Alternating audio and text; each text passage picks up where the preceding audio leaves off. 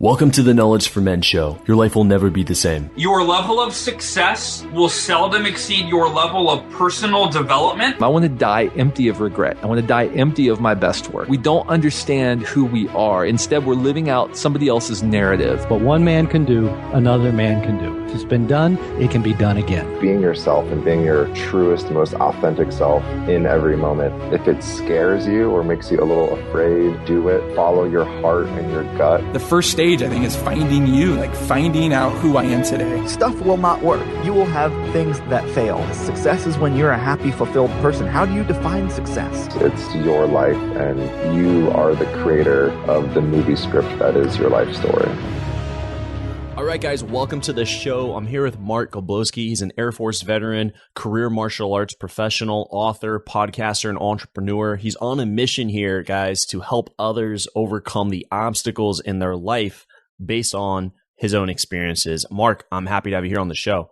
Well, I'm honored to be here. Thanks for inviting me. Absolutely. And so, Mark, as you know, we start off every show with a favorite success quote or some sort of saying that's helped you on your journey. So what do you got for us? This is absolutely my favorite. It's most people overestimate what they can do in 1 year and underestimate what they can do in 10 years. And that's Bill Gates. All right. And how does that connect with you and your story?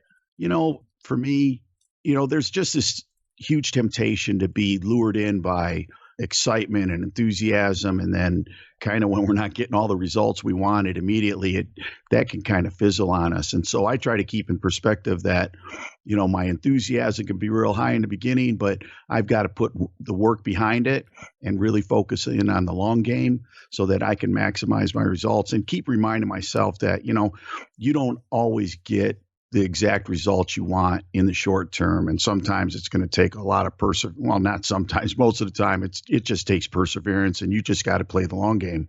Yeah. I think that message can't be said more than enough times right now. I mean, we live in such an instant gratification world. There's so much noise out there saying that you can do this or that in 6 months or 3 months and become this sort of, instant success. And I feel like if we don't hit that, then we feel like we're not, that overnight success that we see so much online through social media and just all the noise online. I mean, you got to put in that work and focus on the long game. Do you know anyone who's failed at something that they committed themselves to for 10 years? Oh, I can't say that. No, I mean, if you're truly committed and you're still playing the same game in 10 years, hopefully you've been adjusting some techniques and strategies along the way because the marketplace is changing and, relationship dynamics change. Right. But, when you're really committed to something, 10 years on the front end seems like an eternity, but on the back end, it seems like a blink of an eye. So to keep that in perspective, that time's going to pass no matter what. So just get busy and stay the course, just stay the course. How do you find joy and happiness in the present when you're playing the long game, when you're playing 5, 10, 15 years down the line? One of the things that I try to remember, I have this actually on my nightstand. It's a little quote. It says, when the day is over and you've done your best, wait the results in peace. And from my study of the martial arts, I studied Kung Fu in particular, and the words Kung Fu are a little bit different than other martial art words. Like karate means the way of the empty hand, and Taekwondo means the way of the hand and the foot. But the words Kung Fu literally mean, Kung means work or effort, and Fu means time. And the idea is that through effort over a long period of time, usually I can achieve excellence.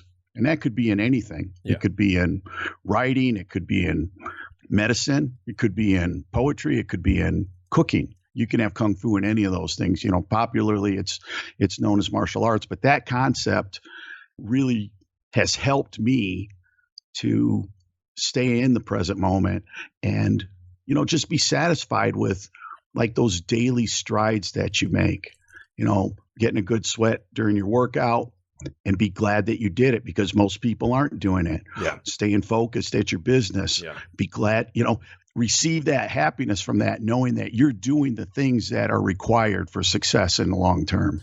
Yeah, absolutely. It's to be happy that you're on the journey, not so much looking forward to or feeling that happiness is found once you've achieved it. Like at the end of it, I feel like it's now. It's like it can't wait. Like happiness can't wait. Like experience the joy in life now while you create the life that you're striving for.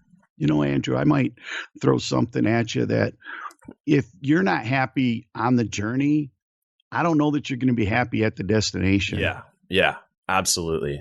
And have you seen or do you know? I think we all do, even us listening, someone who's achieved some great goal, but they're completely unsatisfied or unhappy. I mean, you could even think of, I just watched this video, like Robin Williams committed suicide, and it probably achieved much of what he could have achieved as a comedian and as an actor.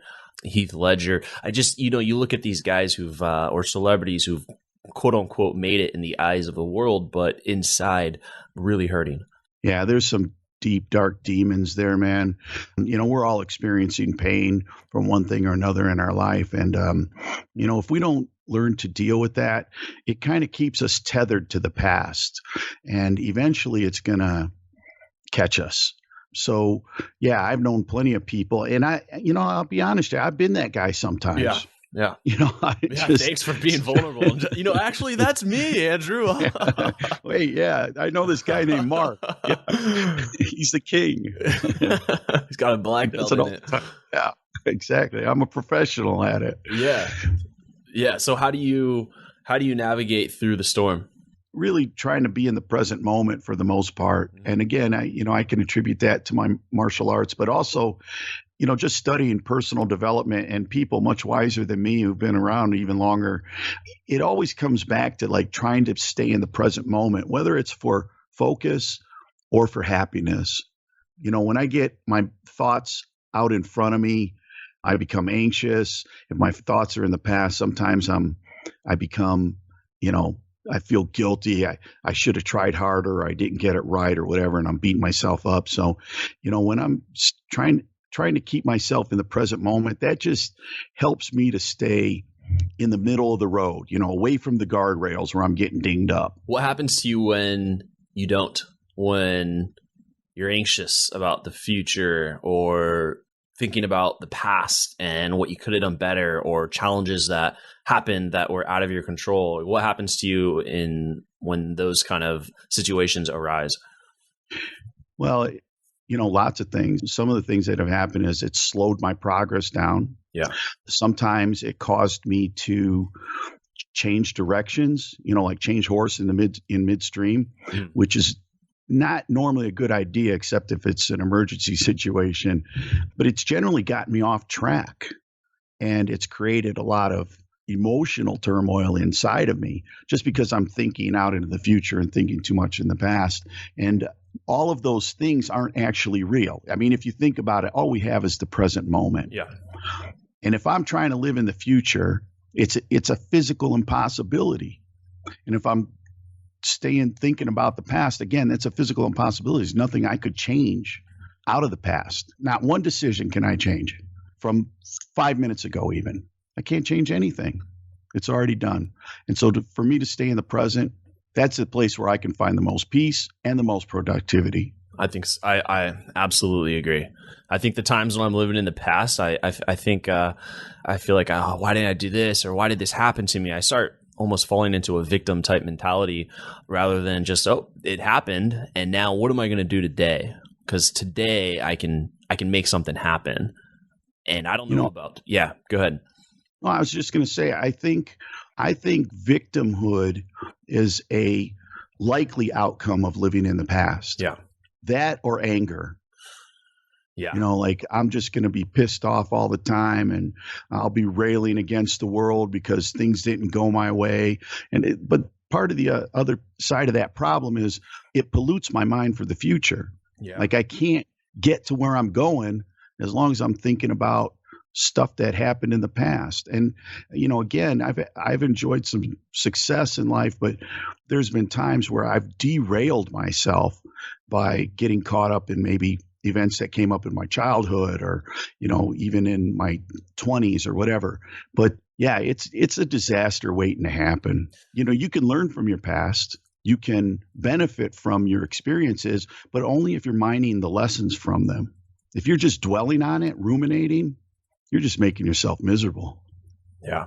And I think we can say too that those challenges that you had in the past have made you the man you are today, full of wisdom and sharing and giving and helping of other people with, your books, your own podcast platform and audience. It's, I feel like those challenges build you if you find those lessons. You said mine those lessons. I think pain is a powerful teacher. Sometimes it's the only thing that gets our attention. And sometimes the pain we experience in our life isn't due to our own choices. Sometimes things end up in your life. You have to be careful about this, because sometimes things show up and I brought them about, maybe not purposely, but they were an outcome of my choices. But then, sometimes people really are a victim of circumstances. I've seen it. It's happened in my own life. I'm sure it's happened in yours from time to time. Yeah. So yeah, but pain can be a powerful teacher. One of the things I try to help people understand is don't waste your pain. Take that pain and learn from it, and then use it to help other people. That's the whole reason I started podcasting and finally started writing, which was, something I'd wanted to do since I was in high school. And 40 years later, I finally took a crack at it. What took the 40 years to do it? Maybe I hadn't learned my lessons. Okay. I would suggest, I think, my childhood at times was kind of rough, and I think my mind got distorted about my own worth in this world, my own value. How so? My parents did the best they could with what they had at that time, but the house I grew up in was a violent home, and I was the oldest boy, and I experienced a great deal of that violence at the hands of my father. And my mother wasn't really capable of protecting me either. So, aside from the violence, my father, he was fond of telling me this one statement over and over. He used to tell me, "You're not worth the powder to blow you to hell." And, the funny thing, our minds is just fertile soil. Okay. And so when seeds are sown, they can grow. Yeah. And unfortunately for me, I didn't have enough of the positive stuff in those early formative years. And so I got a bunch of weeds in my mind, so to speak. And it took me a long time, literally decades, to get those things weeded out and go, you know what? No, you know what? You're fine the way you are. Whatever happened, happened. You've got value in this world, and you need to go out and start saying it. You've had a lot of experiences. You've had an amazing life, and other people can benefit from what you know now. But it took me a long time to overcome kind of those weeds, that darkness that was sown into my mind at an early age. Yeah. And when did you start having these aha moments, or these, like, the tipping point where you started to take the lessons from the past and use them to grow into a stronger man? Fortunately, I found my way into the martial arts, and in part, what drew me to that was all the things that I didn't have. I didn't have power. I didn't have security. I didn't have safety. I didn't have confidence. And I was angry. And yet, when and this is well before your time, but TV series came out in the early 70s called Kung Fu. And the first time I saw that series, it was this Chinese American boy who had become an orphan in China. And he made his way to the Shaolin Temple and was trying to gain access and find a home for himself. And all those monks on the inside of that temple were powerful. They were at peace. They were compassionate and kind, but they also enjoyed great security because of the skills that they had.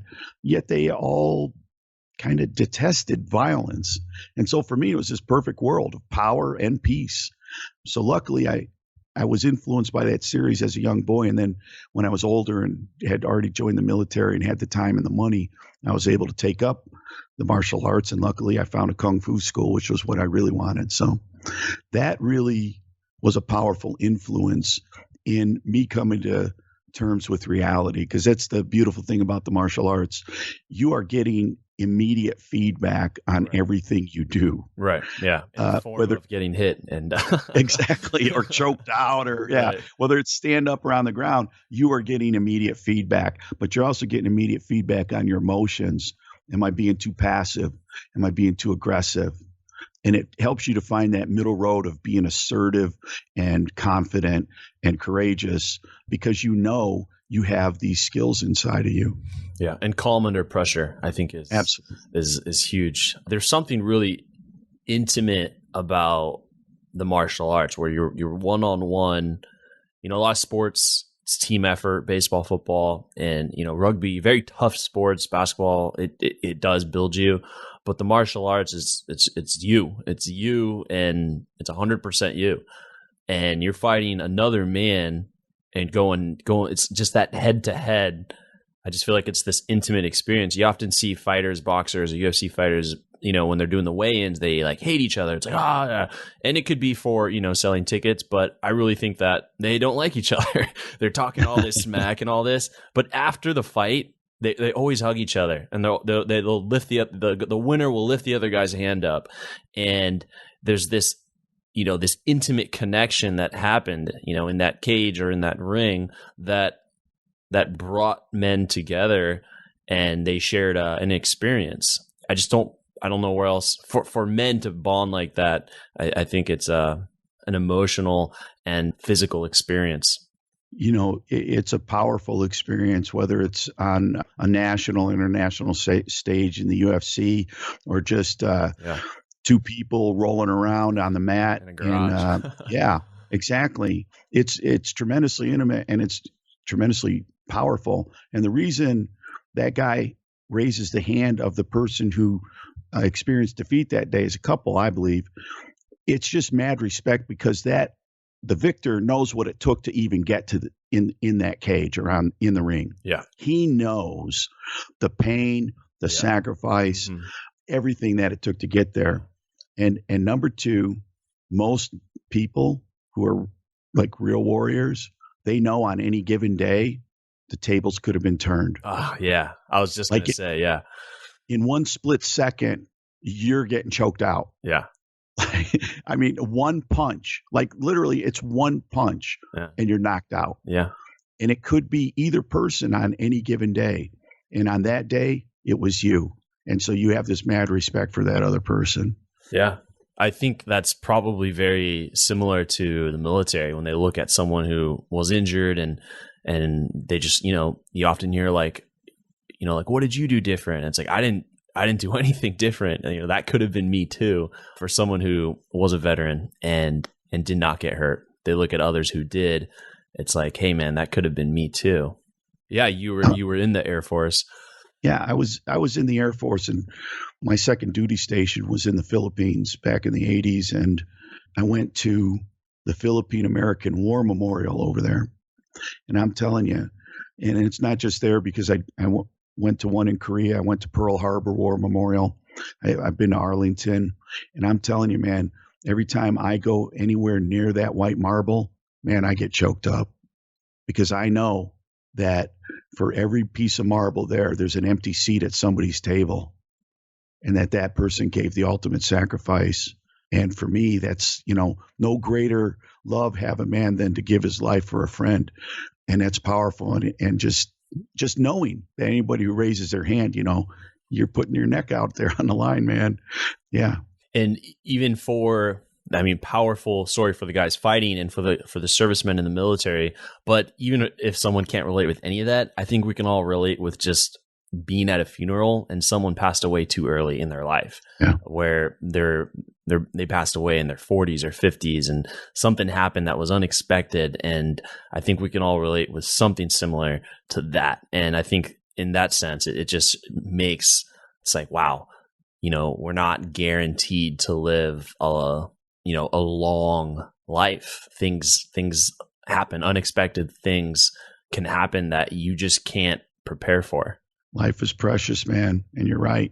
You don't know if you're going to be given tomorrow. So, do what you can with the ones you love today and let them know, invest deeply. So here's something I've been contemplating. So this idea that, life is delicate, have a sense of urgency around, the people in your life and the things you want to do. But then also, because I also do believe in what we discussed earlier about playing the long game, where it's like have a sense of urgency, but also play the long game. It's I think you see where I'm going, but I'm contemplating these two different ideas and how they can either fit together or do they go against each other? No, I think they're the perfect fit. Understanding that life is precious, I'm not guaranteed. And so I need to really be focusing in and investing, for today, but also understanding, the likelihood is that I'm going to get, 70, 80 years on this earth. So you hope for the best, you plan for the worst. And if you fall out of the boat, you start swimming for shore. But the whole time I'm hoping someone's going to come rescue me too, but I'm going to keep swimming. So I think they're the perfect match. Like it's harmony. One helps me to appreciate and value the other. And when I appreciate and value it, I tend to treat it with respect and use it in the way that's appropriate. And so those moments when I have, with my son or my wife, I try to stay focused in the moment, but I also know I need to focus on building a retirement account. Why? Because I love my wife and my kid. I don't want to be a burden, Right. I want to take care of them and I want to take care of myself too. So, for me, it's not just balance. It's more like harmony, getting them to work together in the most optimum way by valuing them both and understanding them both. Okay. I think that provides more clarity for me. And I think it's a really interesting conversation, those two ideas. And when you talk about like you're preparing for the retirement account, how far are you planning out? Is it till 80, 90? Like what's going on through your mind when you're making those decisions to plan for that? For me, Andrew, it's a little bit different because I'm not planning for my lifetime. I'm planning for my son's lifetime, because he got hurt and now he lives with some disabilities. And so I'm thinking about not the next 40 years, but the next 80 years. Okay. He's 15. So for me, it's just a little different. My circumstances are a little bit different. So I really have to be thinking, about that extra long game because he needs to be provided for, as once I'm gone. For me, that's an extra little thing I have to consider. What happened to your son? Well, when Josh was 3.5, he was in a car with his mother and they were involved in a hit and run car accident with 2 semi trucks. And Josh was left with a massive traumatic brain injury. And that day, our lives changed completely and forever. Like this is a thing that isn't really fixable. So yeah, he's living with some disabilities, some cognitive disabilities, as well as physical disabilities, balance and dexterity and things like that. So he's always going to need somebody to care for him, or not care for him, but to assist him in his own care. He's never going to drive a car, ride a bicycle, things like that because his balance is so compromised. But yeah, we got a curveball. Yeah, I appreciate you sharing that. It's got to be, that's a very vulnerable story to share, and just publicly on this show. And there's a lot of guys listening. I'm wondering here, what was because hit and run? Did they catch the guy, or did he or she get away? Yeah, no. The first semi was the one that caused this chain reaction, and no, he kept on running. I say he, I don't know if it was a he, but the second one couldn't really continue because the first one hit the rear of the car, the back quarter panel, sent the car spinning. And when the car came to stop, it had crossed 5 lanes and another semi just plowed right into it. It was almost like if a bird flies in front of your car or something, there's nothing you can do. It's just timing. Right. And so, yeah, it was devastating. My, the rehab doctor, when Josh finally was able to get to a rehab hospital, on his intake notes, it said that this young boy had been neurologically devastated. So yeah, I mean, we didn't know if he was going to live, honestly, and there was absolutely no hope in any of the doctors' eyes. I mean, none of them would say out loud what they were thinking, but you could just see the lack of possibility or hope in all their eyes. It was a tough thing to get through. What was going on inside you? How did you handle it? I mean, it was just this unexpected curveball. It's someone that you deeply love, and here you are. It was all over the place. Like, my emotions were all over the place. My thoughts were all over the place. And because nobody was saying anything up front, it was really tough to get any bearings. Right. But I'll tell you, that first night in the ICU, and I stayed with my son. He was in the hospital for 4 months. I stayed with him 24/7. Like, people brought me food. They'd pick my laundry up and go home and get it cleaned up and bring it back to me. And I put everything else in my life on hold, and I stayed in that hospital 24/7 with him. But that first day, I went to sleep holding his hand. I was sitting in this blue chair next to his bed, and he's, on life support, wires and monitors everywhere. And I was holding his little hand, and I'm just laying back in this chair. And it was so weird because I thought, man, if I could hold on to his hand, that maybe in the morning, his spirit would still be with me. Like, he would still be on this earth. It's funny thinking that I could hold him here, physically, and that his spirit would still be in his body in the morning. So anyhow, that was one of the things. It got hard a couple months in. It really got hard because he was comatose, you could stick him full of needles. He never knew it. He didn't budge. Wow. It was just, it was tough. I can imagine that day where you probably had a lot of other challenges going on in your life that you thought were big challenges. And then this situation happened. And then did it feel like, nothing else matters now except, is my son going to make it? Like, it just instant kind of reality check on life and what's important to you? It was funny because I didn't give a shit about anything at that point. Like, my son was the only thing that mattered to me. Yeah. I let go of my businesses. I stayed at that hospital 24/7. In my gut, something was telling me he needed me there by his side.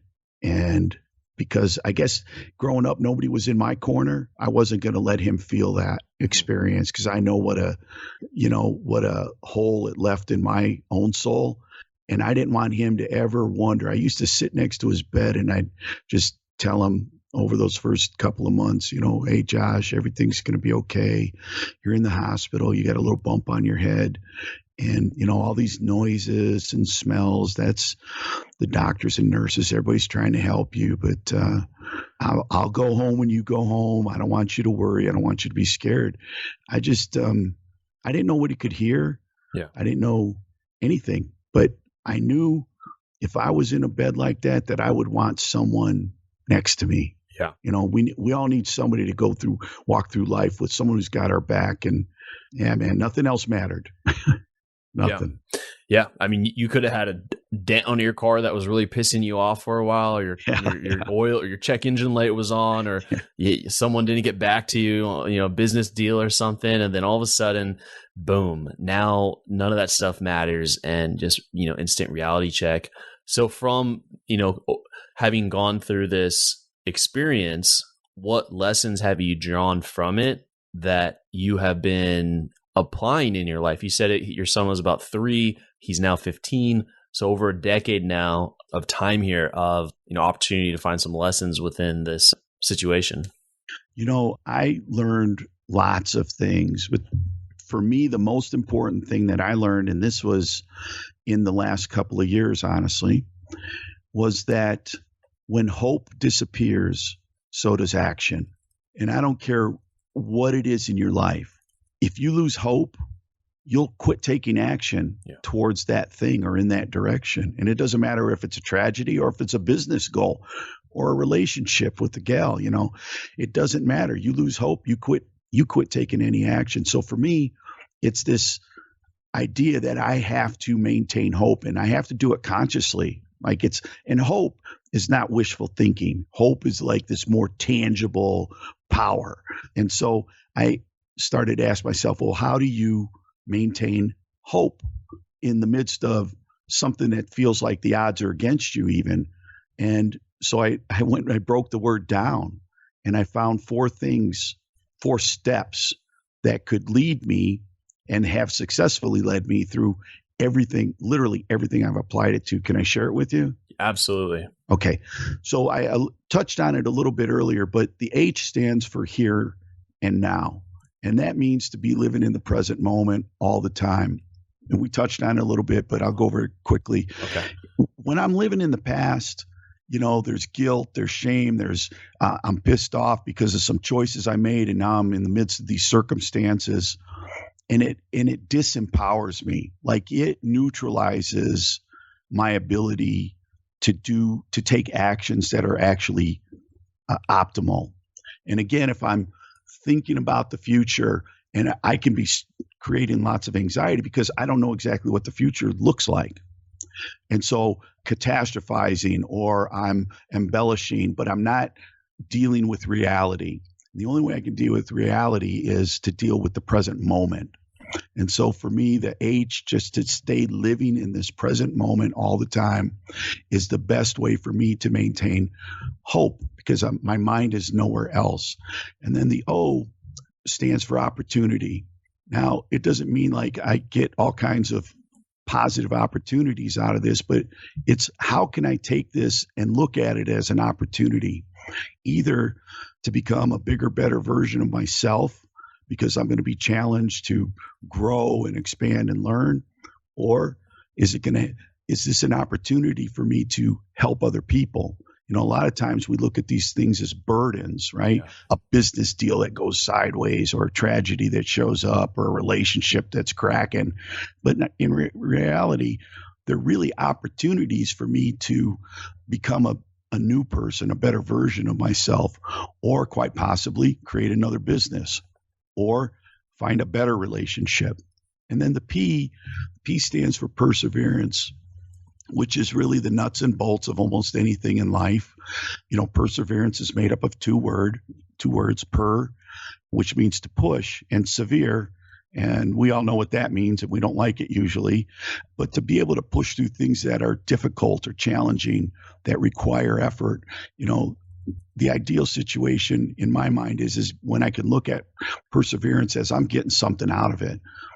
And to push through something that's very difficult, I'm actually getting stronger in the process. It's like doing a push-up. When you're pushing against the floor, right, you've got resistance, but it's the resistance that's giving you the strength. Yeah. If you're pushing against air, you're not getting stronger. Yeah. So I can embrace that and receive it as, once again, another opportunity for me to get stronger. And then the E, I chose the word enthusiasm for that. And what I've found in my life, and through business and athletics and martial arts, is that when I pour enthusiasm on, it becomes like this multiplier, this amplifier of my efforts. I'll give you a quick example. A number of years ago, I did a fundraiser for St. Jude Children's Hospital. And the first year I did it was a kickathon through my school. We raised over $8,000. The second year, we raised over $9,000, and the third year, over $10,000. And so when you tallied it all up, it was over $10,000 average per year. The fourth year, they called me up and wanted me to do another fundraiser. I said, sure. They said, we really appreciate the effort you've put into this. It's been tremendous. And I says, oh, well, what's the average fundraiser generate for you? And the coordinator said $278. And I was like, holy cow, I had no idea. But the thing that made us be able to multiply that out to get that level of performance where we raised $30,000 in 3 years, where the average donation was less than 1,000, was that I poured my enthusiasm into it, and it amplified our results beyond anything I could have imagined. I didn't put a ceiling on myself either, because I didn't know it was only $278 was the average. So for me, living in the present moment, taking this as an opportunity to either become a bigger, better version of myself or create more opportunity in my life, persevering through it and applying enthusiasm at every turn, that message of hope has sustained me now for the last couple of years. Yeah. I see the whole world differently because I maintain this hope. And because I maintain hope, I continue to put one foot in front of the other, and I continue to take action. What I like about the perseverance is how you broke it down. And per is like the push, and then severe is difficult. So it's like push through the difficult time is perseverance. But I really like the breakdown of hope, here and now, opportunity, perseverance, enthusiasm. And then just, the foundation of this is when hope disappears, so does action. And then if no action, then there's no change. There's nothing happens. So we got to keep that hope. And you've given us a very good, simple 4-step process here to keep the hope and to push through, to overcome overwhelming circumstance in the midst of chaos. If I could add one thing, this works for goals. It works for your business too, because there's going to be challenges, with your businesses or your, so it works everywhere. Great, man. This has been a very intimate interview, and I really appreciate the vulnerability you're sharing in some of the things that have happened in the past. And so now I want to take this interview into the knowledge round. I'm just going to ask you a few more rapid fire questions here, and then we'll wrap up. So are you ready for the knowledge round? Absolutely. All right. And the first question I have for you, Mark, is what advice would you give to someone who is feeling lost or kind of unsure of their purpose? So going back to what we talked about with playing the long game, they want to play the long game, but they don't know what game to play. Yeah. I say do a gut check. Like, I think you do know. Deep down inside, there's probably some muck and other stuff on top of it that kind of keeps it unclear. But I think in your belly, in your gut, we usually do know. And I've been at that place, like, I don't know. It doesn't feel like I know. But when I got my mind clear enough and I took enough deep breaths and I, calmed my mind down, I was able to tell what the truth was inside me.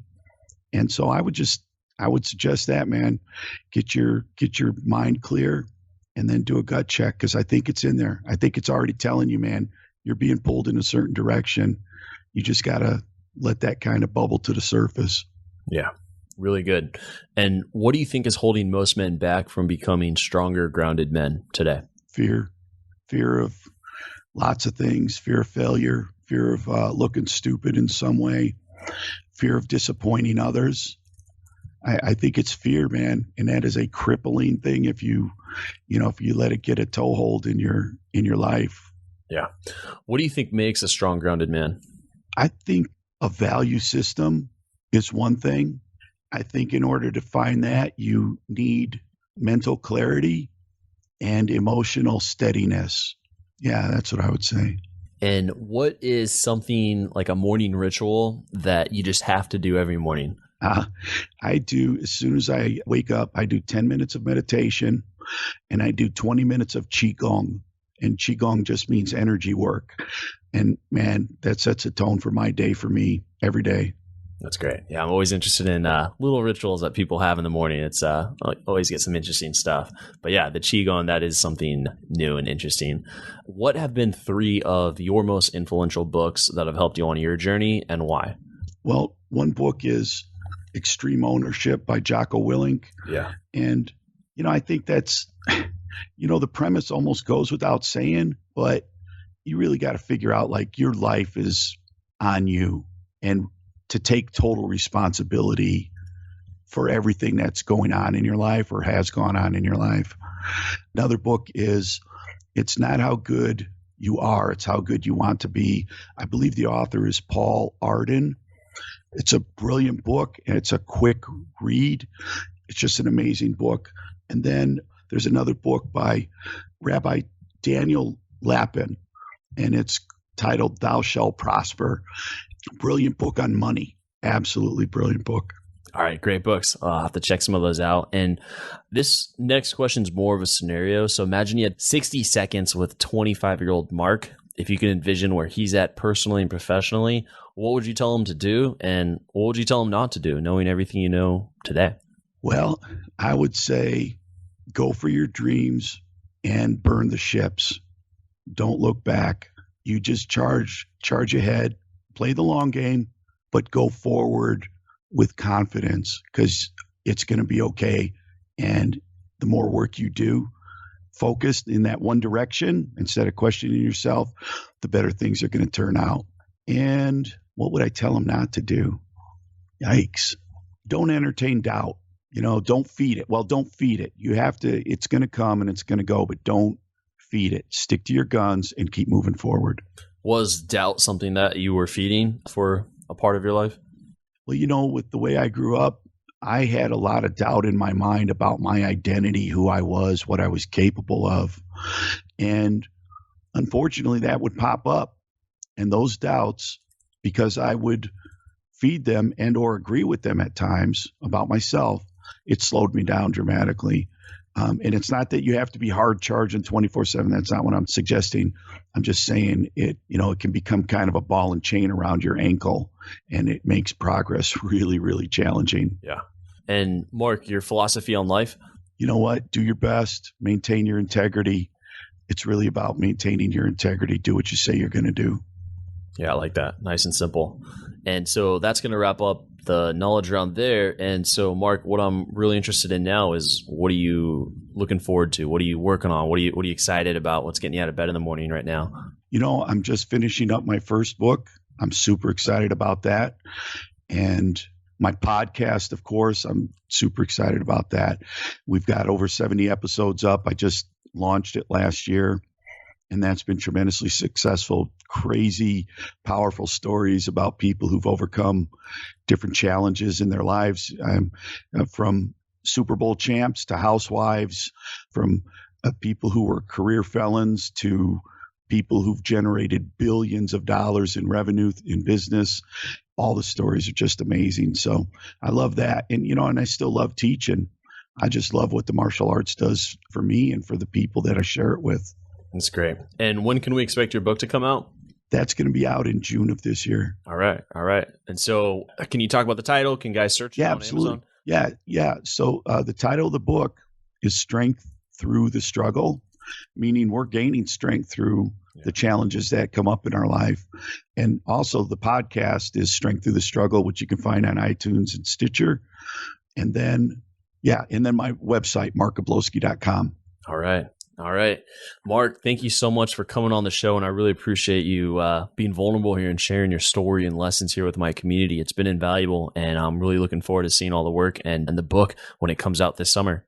Yeah, you bet, man. I'm super excited about it. Thank you for having me. Absolutely. Thank you for listening to the Knowledge for Men podcast. Hundreds of interviews and millions of downloads later, we're continuing to build an international movement, and we're just getting started. So if you enjoyed this episode, go ahead and leave a helpful review in iTunes, because it really helps the podcast grow so we can impact even more men in the world who need this. Guys, this is all about living with purpose, where every day you only do things that matter to you. You wake up, live with purpose, and take massive action towards the life you want. And always remember, love the life you have while creating the life of your dreams. Go to kfmfree.com to get a surprise bonus I've made for my listeners. Again, that's kfmfree.com for something that's changed my life, and I'm offering it to you for free.